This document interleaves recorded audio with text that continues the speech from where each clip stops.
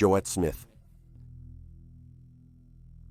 Joette Smith, de 33 anos, foi vista pela última vez pouco antes da meia-noite, em 27 de março de 1983.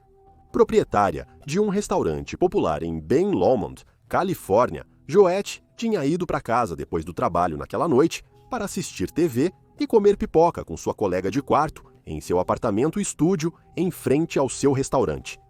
A dupla assistiu ao noticiário das 11 horas. Depois, Joette fez algumas ligações enquanto sua colega de quarto, Rachel Devereaux, ia dormir.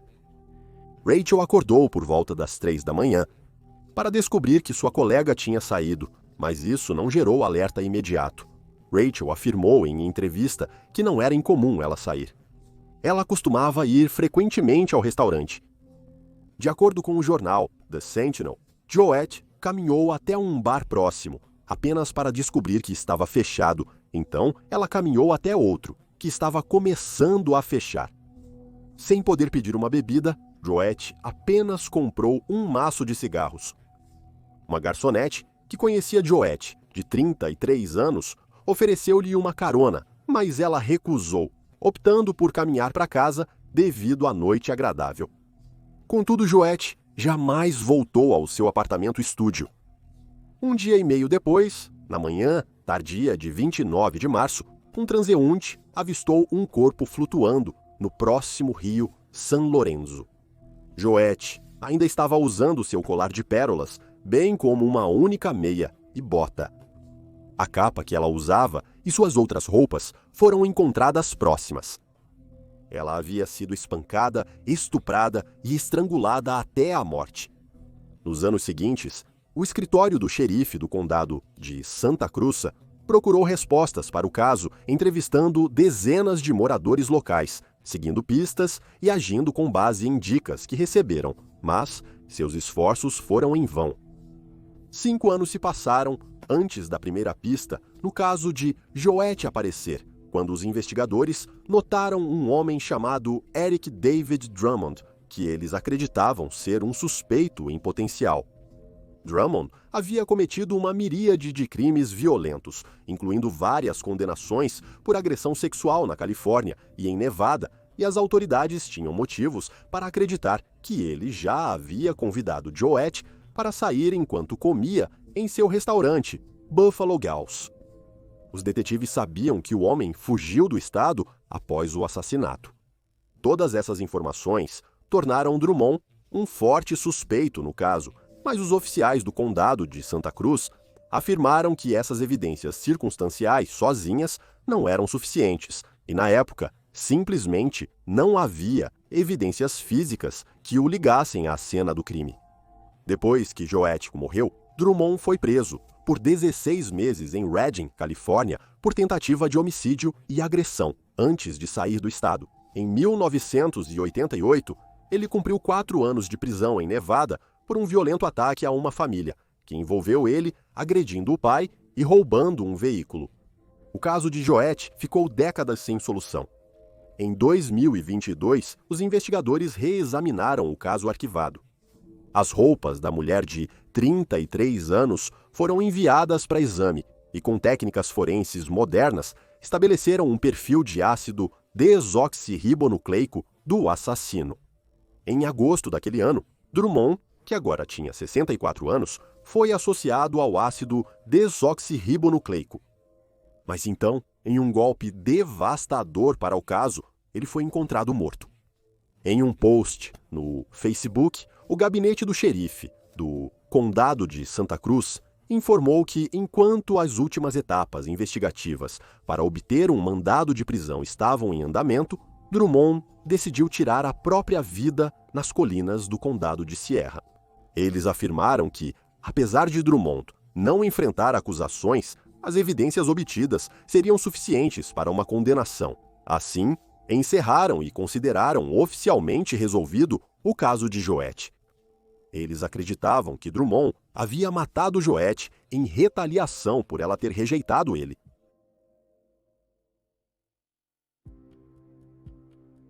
Carla Walker. Na noite de 17 de fevereiro de 1974, Carla Walker, de 17 anos, e seu namorado, Rodney McCoy, pararam no Brunswick Ridgelier Bowl, uma pista de boliche em Fort Worth, Texas, para que Carla pudesse usar o banheiro. O casal voltava para casa, após o baile de Dia dos Namorados no colégio de Carla. Enquanto o casal ria e conversava no banco da frente do veículo, a porta do passageiro foi arrancada repentinamente e eles foram atacados. Rodney foi agredido com uma arma de fogo e desmaiou. Sua última memória foi da namorada sendo agarrada por um homem branco, desconhecido, de 1,78 m de altura. Carla gritou desesperadamente por ajuda, mas ninguém veio em seu socorro. Ela já tinha ido embora quando Rodney recuperou a consciência. Ele dirigiu imediatamente para a casa de Carla para informar aos pais dela sobre o ocorrido. Em 2018, ele lembrou, ela era uma garota tão doce. Lembro-me de estarmos no banco da frente do carro. As costas dela estavam encostadas na porta do passageiro. Ela estava caindo para fora. Eu fui agarrá-la e ele começou a me bater na cabeça com uma pistola. Os investigadores logo chegaram ao local, descobrindo o carregador caído da arma do perpetrador, bem como a bolsa de Carla. Nos dias seguintes, no entanto, as autoridades encontraram pouco mais para seguir. Em 20 de fevereiro, apenas 3 dias após ser levada, o corpo de Carla foi descoberto em um valão no Lago Benbrook, um reservatório do condado de Tarrant, Texas. A autópsia revelou que ela permaneceu viva por 2 dias após ser arrancada do carro de Rodney. Ela foi espancada, torturada, estuprada e estrangulada até a morte, e em algum momento foi injetada com morfina. Felizmente, evidências importantes, incluindo fluidos corporais, foram encontradas e preservadas para testes futuros. Os investigadores, nos anos 70, não imaginavam que isso um dia ajudaria a solucionar o caso. O assassinato ficou décadas sem solução. Em 2019, uma nova atualização surgiu quando investigadores de Fort Worth divulgaram uma carta recebida em 1974 de alguém que acreditavam conhecer a identidade do assassino. Foi endereçada ao detetive-tenente Oliver Ball e menciona o nome de Carla. Acredita-se que a parte da carta que foi apagada seja outro nome, e após isso a carta diz: matou Carla Walker, em Benbrook. Termina com PS, é difícil dizer, mas é verdade. A frase sinal 10100 é escrita depois com um porta-voz afirmando que os investigadores não têm certeza do que essa parte da carta significa, mas eles acreditam que pode estar relacionada a um código policial para corpo morto. No ano seguinte, em setembro de 2020, a polícia decidiu enviar amostras de ácido desoxirribonucleico coletadas das roupas de Carla para a Ortram Inc., uma corporação especializada em genealogia genética forense. Isso levou à identificação de um suspeito, Glenn Samuel McCurley, de 77 anos, entrevistado pela polícia logo após o assassinato.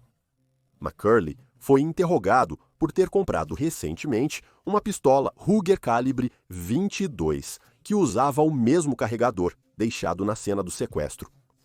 No entanto, McCurley havia dito à polícia que sua arma havia sido roubada de seu veículo. Depois de passar em um teste de polígrafo, ele foi descartado da investigação. Depois que McCurley foi identificado, os investigadores conseguiram obter várias amostras de ácido desoxirribonucleico que indicaram que ele era o perpetrador. Uma nova amostra de swab da bochecha de McCurley confirmou a correspondência. Ele foi preso e acusado do assassinato de Carla. Em agosto de 2021, McCurley foi julgado. Uma das provas apresentadas foi a pistola Ruger 22 de McCurley, descoberta dentro de sua casa, contrariando sua alegação de que havia sido roubada. No terceiro dia do julgamento, McCurley mudou sua declaração para culpado e foi condenado à prisão perpétua. Notavelmente, ele se recusou a admitir o assassinato de Carla até 2022. Antes disso, ele alegou que se declarou culpado porque, citação, eu tinha sofrido perseguição suficiente.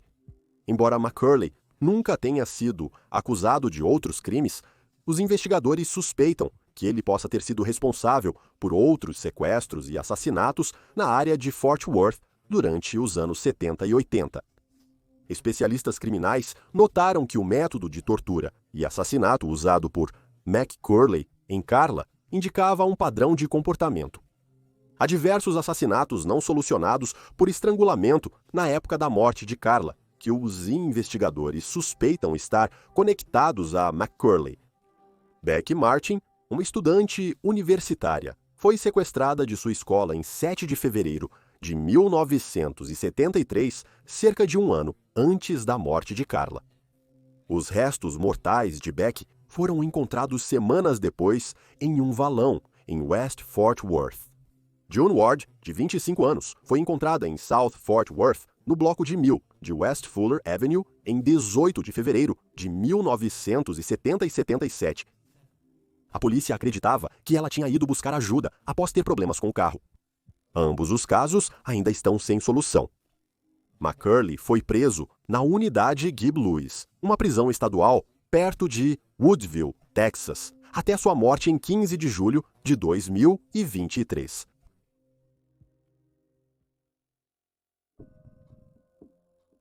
Melissa Wolfenbarger. Nascida em Atlanta, Geórgia, em 1977, Melissa Dawn Patton casou-se com seu namorado do ensino médio, Christopher Wolfenbarger, logo após a formatura. Pronta para começar de novo, ela e Wolfenbarger se mudaram para outra parte da cidade, longe da família de Melissa, e tiveram 2 filhos, Joey e Chrissy. Por todas as contas, Melissa gostava da maternidade e sua família a descrevia como alegre, gentil e confiável. Porém, tudo mudou em 1998, quando a jovem de 21 anos telefonou para os pais, no dia de ação, de graças, para falar sobre seus planos para o Natal seguinte. Quando o Natal chegou sem sinal de Melissa ou seus filhos na casa dos pais, eles começaram a ficar preocupados. Norma afirmou: não houve telefonema e ela nunca apareceu. Entrei em pânico na hora, mas ela era uma adulta casada e com filhos, então não havia muito o que fazer. Não foi até o aniversário da mãe dela, em fevereiro de 1999, que a família registrou um boletim de pessoa desaparecida. Um mês antes, Norma e seu marido, Carl, foram visitar Melissa na casa que ela compartilhava com Wolfenbarger e seus filhos, mas não havia sinal deles. Ao conversar com os vizinhos, descobriram que a família havia se mudado entre o Natal e o Ano Novo.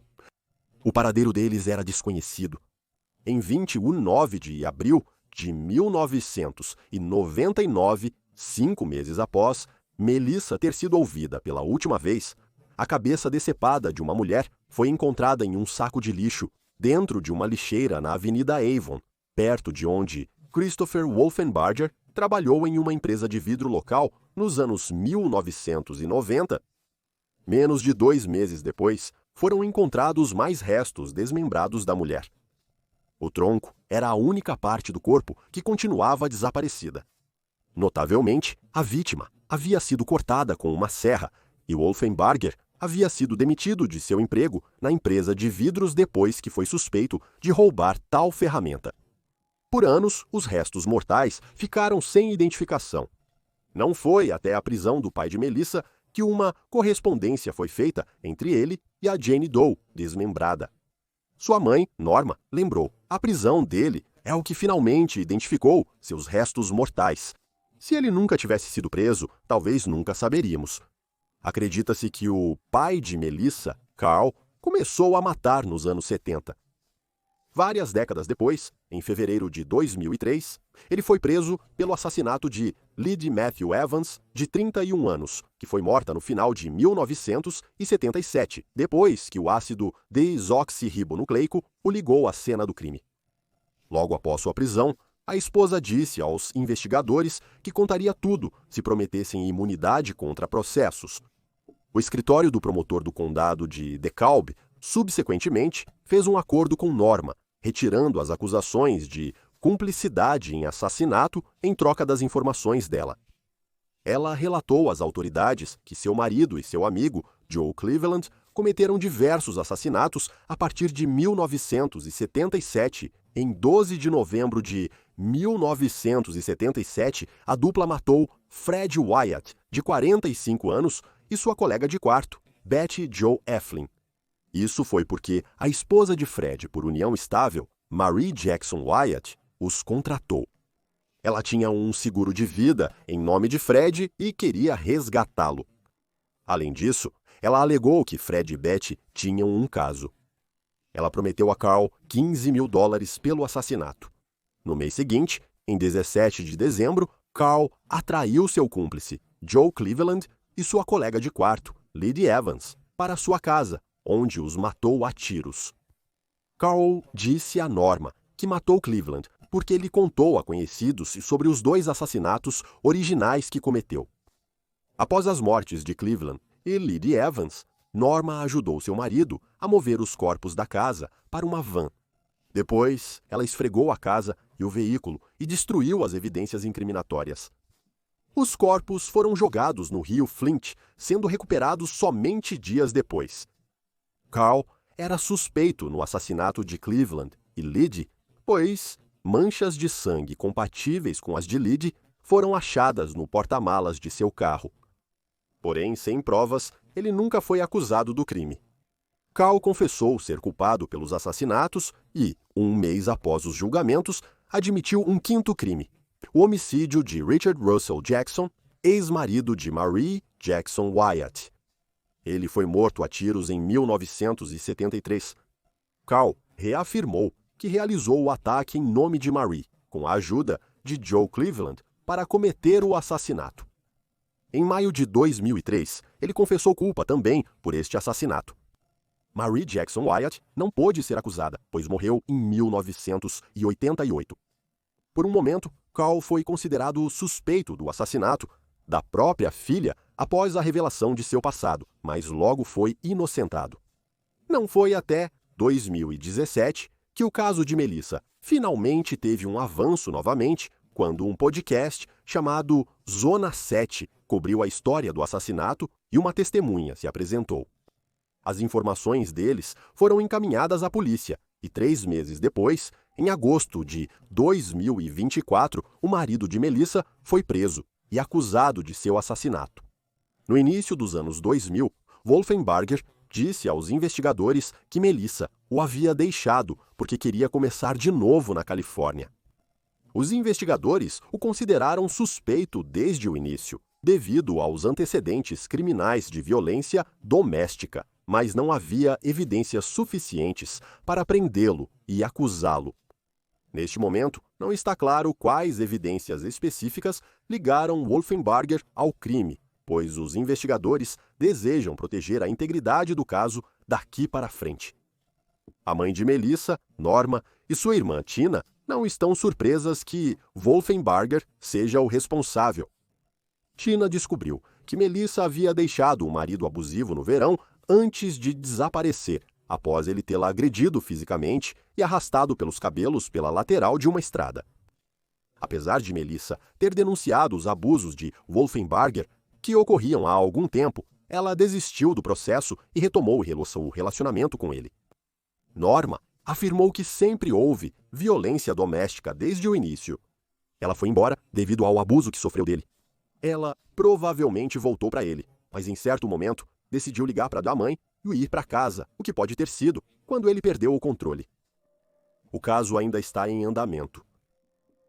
E aí estão os fatos. Por favor, deixe um comentário abaixo com suas próprias opiniões e reações e lembre-se de curtir este vídeo e se inscrever para apoiar o canal. Obrigado por assistir, fique alerta, fique seguro e nos vemos na próxima vez.